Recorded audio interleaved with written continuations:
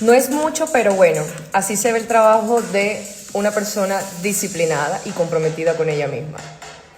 Buen día para todos.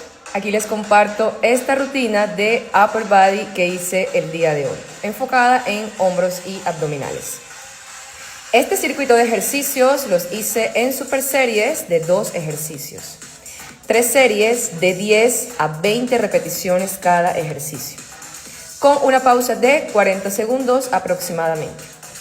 Utilicé mis mancuernas de 5 kilogramos, 2 kilogramos, pesita rusa de 12 kilogramos.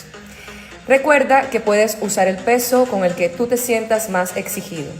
Las abdominales hice 3 series por 1 minuto con descanso de 10 segundos entre cada uno para que sea muy intenso.